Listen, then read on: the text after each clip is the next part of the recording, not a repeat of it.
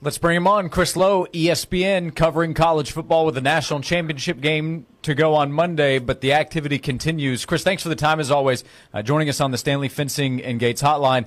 What did you think with that news? Quinshon Judkins at Ole Miss, he's been one of the top players in the conference the last 2 seasons, looking to potentially leave Ole Miss, a school that has been acquiring players from other schools even within the conference. Yeah, I mean, we're reminded that in this era, man, retention sometimes is as important, if not more important, than who you bring in. I think in Quinshon's case, this is not a complete surprise to Ole Miss. I think this is something that maybe had been on the table for a little bit. And, you know, when you're trying to decide what kind of dollars you're going to dole out for whom, there's a lot of factors, you know, fit, where you see someone, you know, being able to fit in the locker room, that type of thing, and who you're bringing in. And listen, kids are all trying to get as much as they can get, right? Whatever deal they can get. And the quarterbacks are the ones making the most money.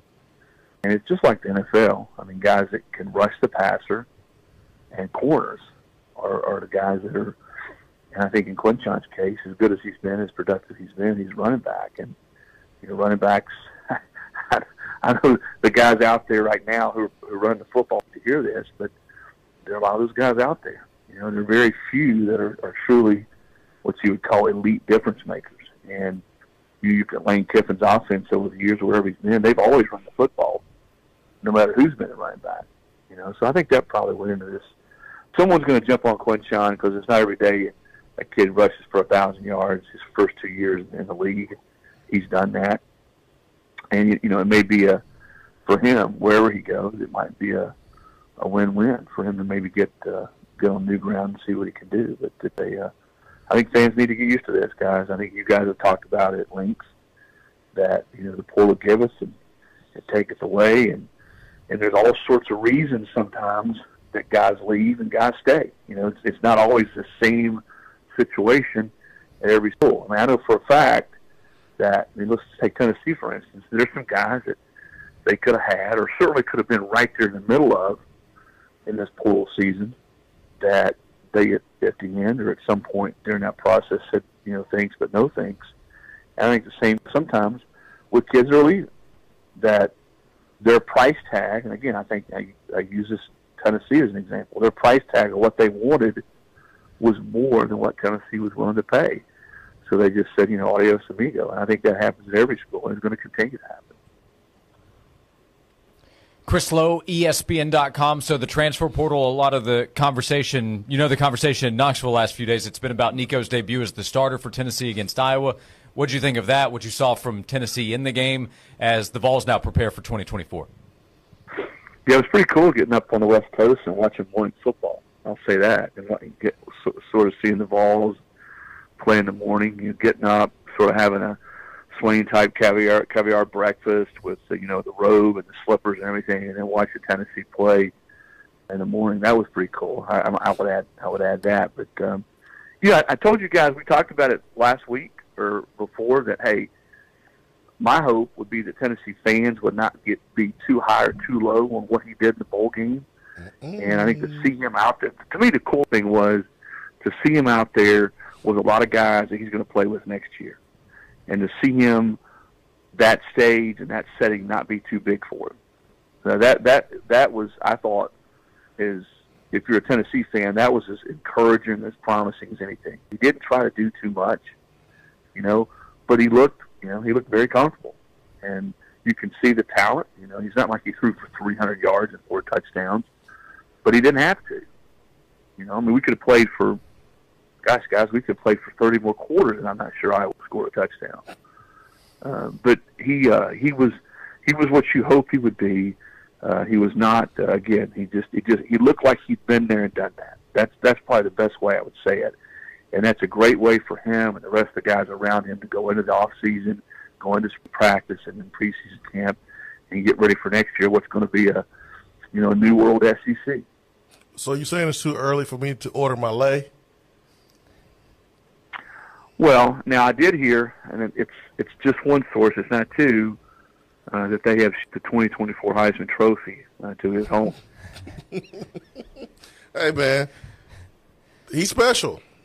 There's no reason to hide it now. Now it's about making sure you put players around him so he can be successful.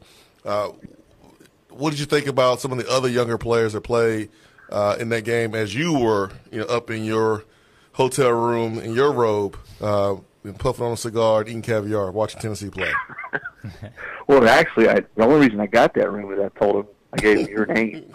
Yeah, right. So they thought it was you who was actually in the room. But no, he is. Go back to Nico. He is, but I don't think that's a surprise to Josh Heupel. And talking to Josh about it, and I think Josh felt all along he had generational arm talent, great release, could get rid of the football, had great feel in the pocket, and I think just everybody wanted to see him in a game, and I'm not, again, I've done this long enough to know one game doesn't tell me this guy's going to be the greatest quarterback to ever come through Tennessee. I'm just not ready to go there yet, but he did show, I think everybody, me included, that he's got a chance to be a really, really good football player for Tennessee over these next 2 years. And if he's as good as we think he is, guys, he's going to play 2 more years and he'll be gone. But no, I think Tennessee, again, bringing guys back like Bru McCoy is huge for Nico. It's huge for the team.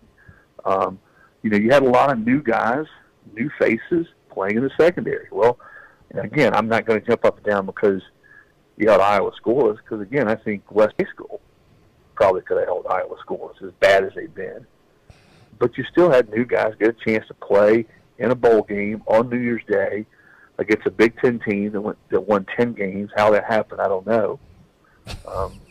So it's good to see that. Guys bowl games are going to become more and more like what we've seen this year and last year. They're almost going to become like the first scrimmage, the first big scrimmage of the spring.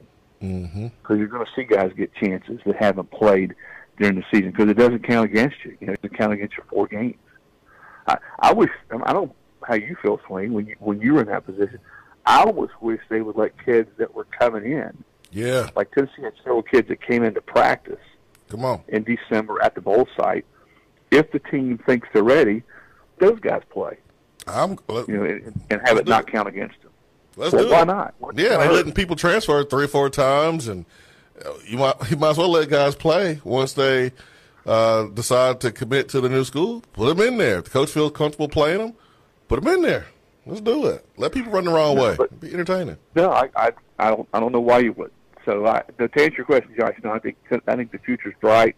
Tennessee's program looks very healthy under Josh. I know there were some concerns this year, and Tennessee did get everybody. They got beat on some bigger kids on signing day, and some of the transfer portal stuff. I thought they did pretty well in the transfer portal stuff. I still think, though, that Tennessee's going to make that next step, which is a big one, and be an SEC championship caliber team. They still need at least 1, if not 2 more really good classes stacked on top of each other, supplemented by key gets in the transfer portal, because that's the part right now where you bring in guys who have experience. You don't have to have training wheels on them. They come in right away, and they hit the right ones. They're coming right away. We talked about fit, the locker room, and aren't afraid of competition. So I think that's got to happen for Tennessee to get to where Georgia is, to where Alabama is, to where you've seen some teams in the SEC over the last few years get to. Good news, though, for Tennessee is the landscape is changing. You don't have to be one of the top 4 teams in college football starting next year. You got to be one of the top 12.